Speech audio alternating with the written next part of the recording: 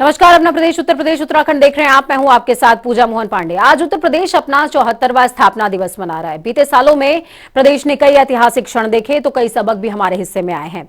वैदिक परंपराओं के प्रदेश ने इमामे हिंद की जयकार भी सुनी तो रंगों का बंटवारा भी देखा। कई कीर्तिमान स्थापित किए तो कई क्षेत्रों में आज भी प्रयास कर रहे हैं हम। आपको बता दें कि उत्तर प्रदेश दिवस के दिन जनता टीवी भी एक प्रयास कर रहा है, कोशिश कर रहा है उन पहलुओं को टटोलने की जिसकी तरफ अब भी प्रदेशवासियों की दो जोड़ा निगाह टकटकी लगाए देख रही है। चर्चा करेंगे। चर्चा को खास बनाने के लिए हमारे साथ में प्रभा किरण जैन मौजूद रहेंगे। आप इतिहासकार हैं।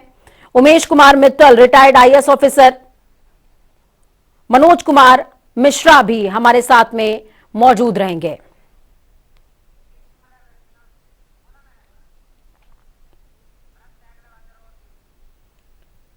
तो इतिहास के झरोके से यूपी क्या कुछ कितना खास है और यूपी दिवस पर क्या कुछ खास है, ये आपकी टीवी स्क्रीन पर है।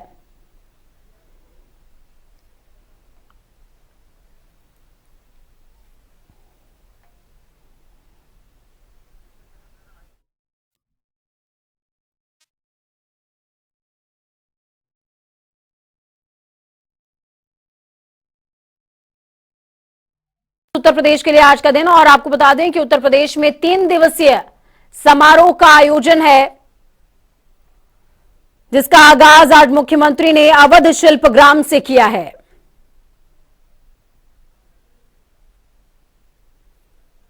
और इस आगाज के दौरान पूरा कुनबा मौजूद रहा।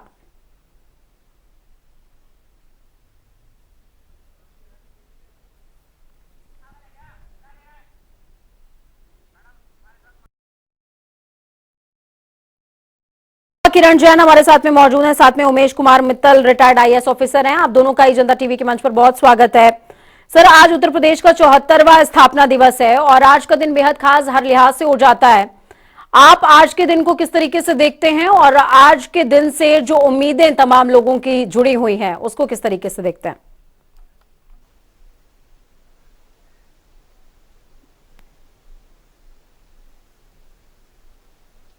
दिवस के रूप में आज मनाया जा रहा है। ये तो हम जानते ही हैं कि 1950 को 24 जनवरी के दिन ही एक अध्यादेश जारी कर उत्तर प्रदेश की स्थापना की गई थी, जिसे इससे पहले यूनाइटेड प्रोविंस कहा जाता था। आज इसको उत्तर प्रदेश के रूप में जाना जाता है और इसी नाम से ही जाना जाता है। लेकिन 1950 में स्थापना के पश्चात काफी लंबे समय तक उत्तर प्रदेश दिवस मनाने की कोई कार्रवाई प्रगतिशील नहीं रही। ये सबसे पहले माननीय राज्यपाल श्री राम नाईक जी ने तत्कालीन मुख्यमंत्री जी से अनुरोध किया कि उत्तर प्रदेश दिवस मनाया जाना चाहिए, लेकिन उसके पश्चात ये पहली बार 2017 में इसको अमली जमा बनाया गया और 2018 में पहला यूपी दिवस प्रदेश में मनाया गया और तब से निरंतर ये उत्तर प्रदेश दिवस मनाया जा रहा है। हम जानते हैं कि उत्तर प्रदेश 1950 में मात्र 6 करोड़ की आबादी का प्रदेश था, जो अब बढ़कर कम से कम 23-24 करोड़ की आबादी का देश हो गया है। और इसी समय इस कार्यकाल के दौरान और इस लंबी अवधि में निश्चित रूप से विकास के कार्य कई हुए हैं, लेकिन वर्तमान सरकार की जो उपलब्धियां हैं निश्चित रूप से ये ध्यान रखने योग्य और गिनने योग्य हैं। इसमें न केवल भयमुक्त समाज का वातावरण विकसित किया गया है, बल्कि इसमें भयमुक्त समाज के साथ साथ कनेक्टिविटी पर जोर दिया गया है और ग्रामीण विकास की ओर विशेष बल दिया गया है। आज ग्रामीण में ग्रामों में भी पर्याप्त मनरेगा के माध्यम से विकास के कार्य किए जा रहे हैं, ताकि वहाँ पर रोड का कनेक्शन, वहाँ पर बिजली की आपूर्ति, वहाँ पर गैस के कनेक्शन, पीएम आवास और शौचालय जैसे महत्वपूर्ण कार्य हो रहे हैं और हुए हैं। और इसी के साथ साथ उमेश जी के पास में जाऊंगी।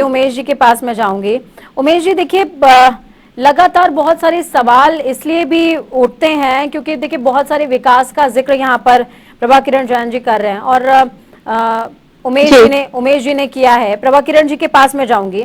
इतिहास की जरूरत का जिक्र उन्होंने किया, साफ तौर पर बहुत सारी बातें ऐसी उजागर करी हैं, जिसकी तरफ प्रदेशवासियों का आज के दिन ध्यान होना चाहिए। लेकिन जब हम उत्तर प्रदेश की बात करें तो सर्वाधिक जनसंख्या है, युवा सबसे ज्यादा है, उनकी आकांक्षाएं बहुत ज्यादा हैं सरकार के प्रति, और उन्हें रोजगार का इंतजार है, उन्हें बहुत सी ऐसी चीजों का इंतजार है जो उनकी प्रगति में सहायक हो। आप बिल्कुल सही कह रही हैं। लेकिन अगर हम सांस्कृतिक, ऐतिहासिक और पुरातात्विक दृष्टि की बात करते हैं तो उत्तर प्रदेश का अपना एक महत्व रहा है, विश्व पटल पर रहा है जी। और आपको जानकर आश्चर्य होगा कि हमारे देश का जो नामकरण भारतवर्ष हम उसको कहते हैं, यह भी उत्तर प्रदेश से ही जुड़ा है, उत्तर प्रदेश की भूमि से ही निकला है ये नाम। और हमारे जो कर्मयुग की प्रणेता उत्तर प्रदेश की धरती ही रही है, यहीं से सभी शिल्प, उद्योग धंधे, यहाँ तक कि शस्त्र विद्या, सब कुछ हमने यहीं से सीखी है। उत्तर प्रदेश की धरती की देन है ये सारी।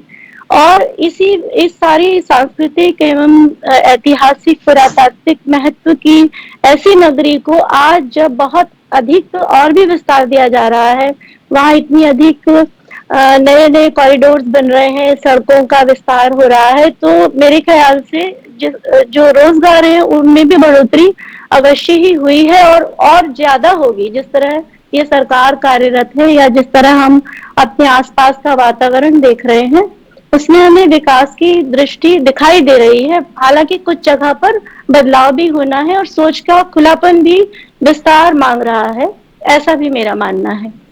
ठीक है, मनोज कुमार मिश्रा जी हमारे साथ जुड़े हुए हैं, वरिष्ठ पत्रकार हैं आप। मनोज जी, मैं आपसे समझना चाहूंगी, देखिए वरिष्ठ पत्रकार होने के नाते ग्राउंड पर आप एक्टिव हैं और तमाम वो चीजें महसूस कर रहे हैं जो शायद आम जनता उतनी ज्यादा मुखरता के साथ महसूस नहीं कर पाती है। मैं आपसे समझना चाहूंगी कि क्या उतना ही पॉजिटिव एटमॉस्फेयर है जितना पोस्टर्स में और एडवर्टीजमेंट के दौरान नजर आता है? नहीं पूजा जी, मुझे ऐसा लगता है कि दरअसल अगर इसकी बात करें तो बहुत पीछे रह गए हैं। और जिन चीजों की शुरुआत पे आज हम चर्चा कर रहे हैं, ये शुरुआत 90s के में हो जानी चाहिए थी। कारण ये है, उत्तर प्रदेश तो एक राज्य के नजरिए से देखिए, इतिहास देखिए कब बना, आगरा से लेकर के प्रयागराज से लेकर के, लेकिन देश की आजादी के बाद उत्तर प्रदेश ही एक ऐसा राज्य है जो अपने आप में एक देश के तरीके से, आप चाहे पर्यावरण को ले लीजिए, चाहे मतलब ठीक है उत्तराखंड हमसे अलग हो गया, एक अलग राज्य बना, लेकिन अगर आप समूचा देश देखना चाहते हैं तो आप उत्तर प्रदेश को देख सकते हैं। एक समय हुआ करता था यूपी सीमेंट से लेकर के, रेमंड से लेकर के, बहुत सारी चीजें यहाँ थी, चाहे हम जिसका जिक्र कर रहे हैं। लेकिन अब चलिए देर आए दुरुस्त आए, अगर हम पुनः शुरुआत की बात कर दे तो एनसीआर से जिस तरीके से हाईवे से लेकर के, बुंदेलखंड से लेकर के या उत्तरांचल को लेकर के लगातार, अब चूंकि स्वर्गीय अटल बिहारी वाजपेयी कहा करते थे, उनका सपना भी था कि देखिए देश का विकास या गांव का विकास परिवहन से या सड़कों के बिना नहीं होता है, सड़कें दुरुस्त हो रही। पूजा जी, ये बात मैं इसलिए कह रहा हूँ कि जब एक 90s के दौर में या 2000 में जब हम लोग चाहे वो महाराष्ट्र की बात कर ले या हम कर्नाटक की बात कर ले या अन्य राज्यों में जाया करते तो वहां की सोच, सुख सुविधाएं, शिक्षा हमसे कहीं ना कहीं बेहतर हुआ करती थी। लेकिन विगत 2014 के बाद या 17 के बाद या 19 के बाद या हम 22 के बाद की बात कर रहे हैं, शुरुआत अच्छी है, इस बात से इनकार नहीं कर सकते। हाँ, अगर आप कंपेयर करोगे तो हम पीछे रह गए, लेकिन मुझे लगता है कि आने वाले 4-5 सालों में हम उसको कवर भी कर सकते हैं और बेहतर परफॉर्मेंस भी दे सकते हैं।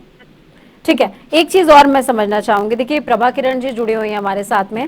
प्रभा किरण जी, देखिए हम सियासत की अगर बात कर लें, सियासत के तौर पर भी बहुत धनी रही है उत्तर प्रदेश की जमीन, और बीते दिनों जिस तरीके से धर्म की एंट्री सियासत के अंदर हुई, हालांकि उत्तर प्रदेश कभी भी धर्म से अछूता नहीं रहा है, राम और कृष्ण की धरती है ये, और बीते दिनों जिस तरीके से राम नाम पर बवाल मचा हुआ है वो हम जान रहे हैं, समझ रहे हैं। मैं ये समझना चाहूंगी कि आगामी सियासत में, आगामी भविष्य की सियासत में क्या धर्म की भूमिका उतनी ज्यादा होनी चाहिए जो मौजूदा समय में देखने को मिल रही है? मुझे लगता है कि देखिए, धर्म एक बहुत ही नितांत निजी आस्था का विषय है। बिल्कुल। इसको किसी के ऊपर थोपा जाना या ये कहना कि हम यही हैं, हमारा देश, हमारा संविधान या हमारी सोच या हमारे जो राजनीतिक आदर्श रहे हैं, वो कभी भी इस ओर संकेत नहीं करते रहे हैं। और यही वजह है कि हम एक धर्मनिरपेक्ष गणराज्य के रूप में देखे जाते हैं। बिल्कुल। तो अगर हम धर्मनिरपेक्ष गणराज्य के रूप में अपनी पहचान रखते हैं तो वहां हम धर्म को अपनी आस्था का विषय तो मान सकते हैं, लेकिन किसी तरह से उसको तोड़ मरोड़ कर पेश करना या किसी पर थोपना, इस तरफ अगर हम अपनी तरफ की प्रवृत्तियां रखेंगे तो कालांतर में जो है वो काफी तरह का संप्रदायवाद और एक तरह से अलगाववाद की स्थितियां पैदा होने की संभावना ज्यादा है, जिसे हम आज देख भी रहे हैं कि हमें आपसी जो बेवजह का वैमनस्य, जिसे अब मानसिक वैमनस्य के रूप में देखते हैं, वो एक कहीं ना कहीं घटित होता दिख रहा है, जिसकी हमें आवश्यकता नहीं थी, क्योंकि बहुत सारे पहलू ऐसे हैं, बहुत सारे सच ऐसे हैं जो इतिहास में दबे रहे, जिन्हें दबाया गया या जिनको हमने उजागर नहीं करना चाहा। हम उन्हें करना चाहते हैं, परंतु वो निरपेक्ष भाव से होना चाहिए, सबकी समान दृष्टि को, सबके हित को और सभी को एक तरह से आदर मान देते हुए होना चाहिए, ना कि एक दृष्टि से होना चाहिए। क्योंकि जब एक ही तरफ कोई भी बात जाती है तो वहां कुंठा बढ़ती है। मैं आपसे समझना चाहूंगी, देखिए आप एडमिनिस्ट्रेशन के व्यक्ति हैं, वहां के व्यक्तित्व हैं, मैं आपसे समझना चाहूंगी कि उत्तर प्रदेश, देखिए आज मौजूदा वक्त में उत्तर प्रदेश को बेहतर एडमिनिस्ट्रेशन के लिए, प्रशासनात्मक कार्रवाइयों के लिए जाना जा रहा है, हालांकि अन्य राज्यों में तो जाना ही जा रहा है। वास्तविक धरातल पर कितनी सच्चाई है और दूसरा और कितने ज्यादा सुधार होने की जरूरत है?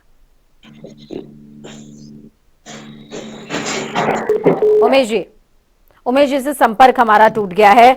मनोज जी के पास मैं जाऊंगी। मनोज जी, उमेश जी की भूमिका का निर्वहन यहां पर आपको करना होगा, क्योंकि पत्रकार जो है वो प्रशासन के भी बहुत करीब रहता है, सियासत के भी बहुत करीब रहता है। जी नहीं पूजा जी, मित्तल साहब चूंकि काफी लंबे समय तक राजधानी से रह करके कई जिलों में रह करके उन्होंने बहुत बखूबी समझा है, लेकिन मैं आपके सवाल पे आता हूँ। दरअसल मंडल कमंडल या देश की आजादी के बाद 90 के बाद जो बदलाव हुआ, उत्तर प्रदेश उससे अछूता नहीं रहा, बल्कि उत्तर प्रदेश में रचा बसा हुआ है। और जिस बयान की आप बात करें, जो चर्चा आप जिसकी बगैर, मैं सीधे आता हूं उस पर।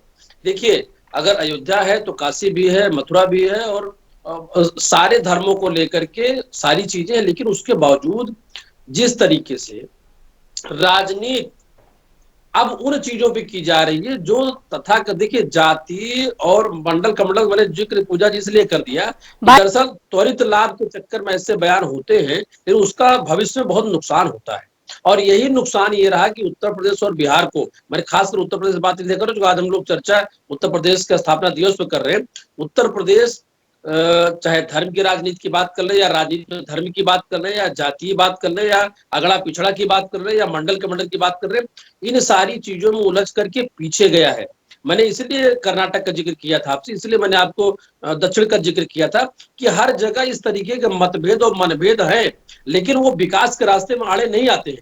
हुआ क्या है कि यहाँ हमने चयन, लोकतंत्र है, जनता चयन करती है, और जनता का जो चयन का मापदंड रहा है, ऐसे लोक लुभावने, ऐसे विवादित बयानों से जब प्रतिनिधि चुन के जाते हैं और ये कहीं न कहीं प्लानिंग में या सरकार में होते हैं, तो उसका असर कहीं हम पे और आप पर और प्रदेश पर, प्रदेश की नीतियों पर पड़ता है। तो रही बात, जो दूसरा सवाल आपका था कि इसका असर अन्य राज्यों में, मैं डंके की चोट पे कह सकता हूं कि देखिए, मैंने इसलिए शुरुआत में भी कहा था कि शुरुआत अच्छी है, समय लगेगा, क्योंकि जो लोग 15 साल पहले दौड़ना शुरू किए तो हमसे आगे निकल गए, लेकिन ठीक है, हम देर से दौड़ेंगे। हमारे पास, हमारे साथ, चाहे वो इन्वायरमेंट की बात कर ले, जैसे इस बात की बात करें कि सबसे ज्यादा पोटेंशियल उत्तर प्रदेश में इस बात को लेकर के पूजा जी की सब कुछ है। यहाँ के लोग जाकर के मुंबई को बसाते हैं, यहाँ के लोग जाकर के गुजरात को बसाते हैं, यहाँ के लोग जाकर के कर्नाटक और बंगलोर को बसाते हैं। अगर संसाधन और चीजें ठीक हो, और सबसे बड़ी बात, इनिशिएटिव का आप जिक्र कर रहे हैं, तो जब मैं उत्तर प्रदेश के बारे में लगातार स्टडी करती रहती हूँ, चूंकि लखनऊ की मैं भी हूँ, तो महाराष्ट्र में उत्तर प्रदेश दिवस मनाने की शुरुआत हुई। देखिए दुर्भाग्य कितना बड़ा है कि दूसरे राज्य में इस राज्य को मनाने की शुरुआत हुई, स्थापना दिवस को मनाने की शुरुआत हुई। हालांकि जो नवनिर्माण सेना थी उसने बाद में कहा कि भाई आप महाराष्ट्र के अंदर उत्तर प्रदेश दिवस क्यों मना रहे हैं, आपको मनाना है तो अपने प्रदेश में जाइए। फिर जो है राज्यपाल राम नाईक जी ने उसकी शुरुआत की थी। तो ठीक बात आप कह रहे हैं मेरे ख्याल में कि अब शुरुआत तो हो चुकी है, लेकिन ये शुरुआत, आगाज तो हो गया है, आगाज अंजाम की तरफ बेहतर पहुंचे, इसकी कोशिश होनी चाहिए। बहुत शुक्रिया आप सभी का हमारे साथ जुड़ने के लिए, चर्चा को बेहद खास और अहम बनाने के लिए। आपने देखा, सुना, समझा कि किस तरीके से उत्तर प्रदेश दिवस के दिन हमने कोशिश करी है कि उन तमाम पहलुओं को छुआ जाए जो पहलू आपके जनजीवन को प्रभावित करते हैं और उम्मीद की किरण भी दिखाते हैं। बड़ी खबर अहम जानकारी सामने आ रही है। इस वक्त की बड़ी खबर अहम जानकारी आपको बताएंगे। प्रयागराज से बड़ी खबर है। बाकी बिहारी मंदिर मामले पर सुनवाई हुई है। सरकार के प्लान को लेकर इलाहाबाद हाईकोर्ट में सुनवाई हुई है। जवाब के लिए सरकार ने हाईकोर्ट से समय मांगा है। अगली सुनवाई फरवरी के पहले हफ्ते या 14 फरवरी को हो सकती है।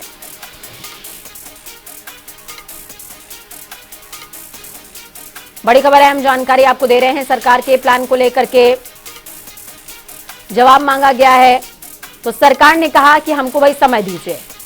जब समय मांगा गया तो 14 फरवरी की तारीख सुनिश्चित हुई है कि हो सकता है कि 14 फरवरी या फिर फरवरी के पहले हफ्ते में जो है सुनवाई हो जाए। खबरों में आगे बढ़ेंगे। पूर्व विधायक संगठन ने प्रेस कॉन्फ्रेंस करते हुए संगठन से जुड़ी जानकारी साझा की। इस दौरान बताया गया कि संगठन की कार्यकारिणी में विस्तार किया गया है, जिसमें यमुनोत्री विधानसभा से विधायक केदार सिंह को संगठन में उपाध्यक्ष की जिम्मेदारी दी गई। साथ ही उत्तरकाशी से विधायक रह चुके ज्ञानचंद को भी उपाध्यक्ष बनाया गया है। साथ ही 3 दिन पहले पूर्व विधायकों के सम्मेलन में दिए गए सुझाव 15 बिंदुओं को लेकर सरकार को सौंपे गए, जिसमें पेपर लीक मामले, विस्थापन नीति, जनसंख्या नियंत्रण जैसे तमाम बिंदु रखे गए। अब देखिए, जो हमारा संगठन है इसमें तो हमने सभी जितनी भी पार्टियां हैं, सभी पार्टियों के लोग हैं और सभी अपनी अपनी पार्टियों में रहेंगे। लेकिन हमने ये संगठन इसलिए बनाया है कि प्रदेश हित में जो ज्वलंत मुद्दे हैं उन मुद्दों पर हम अपनी राय रख सकें, एक राय बना सकें। और उसमें जो है बहुत सारी ऐसी राष्ट्रीय बालिका दिवस के मौके पर उत्तराखंड खेल विभाग और राष्ट्रीय महिला आयोग ने खेलों में राष्ट्रीय और अंतर्राष्ट्रीय स्तर पर देश और प्रदेश का प्रतिनिधित्व करने वाली महिला खिलाड़ियों के सम्मान में 1 दिवसीय कार्यशाला का आयोजन किया।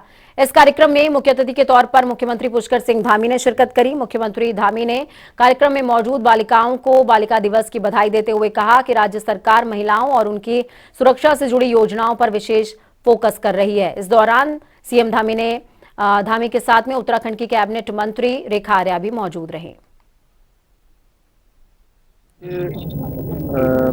बहुत सारे जो बालिकाओं के लिए, हमारी मातृशक्ति के लिए हम लोग उत्तराखंड की सरकार प्रतिबद्ध है। जहां महिलाओं का सशक्तिकरण होना चाहिए, वहीं सुरक्षा भी होनी चाहिए। उसको लेकर विभिन्न योजनाएं हमने चलाई है। गौरा ऐप भी अभी हम लोगों ने पिछले दिनों लॉन्च किया है, जिसके माध्यम से जहां सुरक्षा होगी वहीं सशक्तिकरण भी विशेष रूप से ध्यान देकर, खेलों का क्षेत्र हो या कोई भी क्षेत्र हो, हर क्षेत्र में हमारी मातृशक्ति आगे आए। और हमें बहुत गर्व है कि हमारे प्रदेश की मातृशक्ति में विभिन्न स्थानों पर, देश और अंतर्राष्ट्रीय स्तर पर हमारे प्रदेश का। उत्तराखंड रोडवेज कर्मचारी संयुक्त मोर्चा एक बार फिर से राज्य सरकार और परिवहन निगम के खिलाफ मुखर हो गया है। हल्द्वानी में रोडवेज स्टेशन में सैकड़ों कर्मचारियों ने धरना दिया और 3 सूत्रीय मांगों को लेकर सरकार और परिवहन निगम के खिलाफ जमकर नारेबाजी करी। प्रदर्शन कर रहे कर्मचारियों ने संविदा विशेष श्रेणी कर्मचारियों को नियमित करने और मृतक आश्रितों को तत्काल नियुक्ति देने की मांग की। इसके साथ ही परिवहन निगम पर अनुबंधित बसों का बेड़ा बढ़ाने और अपनी बसों को कम करने का षड्यंत्र रचने का आरोप लगाया है। इसमें हमारी जो मुख्य मांग है, जो इस समय हमारे बीच में लगभग 15 से 20 वर्षों से संविदा विशेष श्रेणी के नाम पर, बाह्य स्रोत के नाम पर जो कर्मचारी कार्य कर रहे हैं, उनके नियमितीकरण का मामला है। क्योंकि वो 20 वर्षों से यहाँ काम कर रहे हैं, लेकिन उनके नियमितीकरण की कोई पॉलिसी अभी तक किसी भी सरकार ने 20 वर्षों में नहीं तैयार की है कि उनका नियमितीकरण कैसे होगा। इसी प्रकार हमारे बीच में मृतक आश्रितों का मामला है। मृतक आश्रित तमाम उत्तराखंड के सभी विभागों में मृतक आश्रितों को तत्काल रखा जाता है। पेपर लीक मामले को लेकर पुष्कर सिंह धामी का कहना है कि भर्ती पेपर से संबंधित मामलों की मॉनिटरिंग सीधे तौर पर मुख्यमंत्री कार्यालय से की जाएगी। उनका कहना है कि हर 15 दिन में होने वाली परीक्षाओं की समीक्षा मुख्यमंत्री कार्यालय से ही होगी और मुख्यमंत्री कार्यालय से मॉनिटरिंग लगातार की जाएगी। आपको बता दें कि उत्तराखंड अधीनस्थ सेवा चयन आयोग पेपर लीक के मामले के बाद मुख्यमंत्री पुष्कर सिंह धामी ने कड़ा रुख अपनाया है। उसके लिए हमने तय किया है कि प्रत्येक 15 दिन पर 2 कार्यक्रम लगातार चलेंगे। एक तो जितनी भी प्रदेश के अंदर नियुक्तियां होनी है, उसको मुख्यमंत्री कार्यालय मेरे स्तर से और हमारे सभी अधिकारियों के स्तर से उसकी लगातार मॉनिटरिंग की जाएगी। और साथ ही साथ जो हमने 2025 तक देवभूमि को ड्रग्स फ्री करने का जो लक्ष्य लिया है, संकल्प लिया है, उन दोनों ही अभियानों को लगातार गति देने का काम, लगातार उनकी समीक्षा का काम अनवरत रूप से चलेगा। वक्त यहाँ पर छोटे से ब्रेक का ब्रेक के उस पार खबरों का सफर लगातार जारी रहेगा। बने रहिए जनता टीवी के साथ, क्योंकि हमें आपकी ताकत, अपना और अपनों का बहुत ज्यादा ख्याल रखिए। नमस्कार।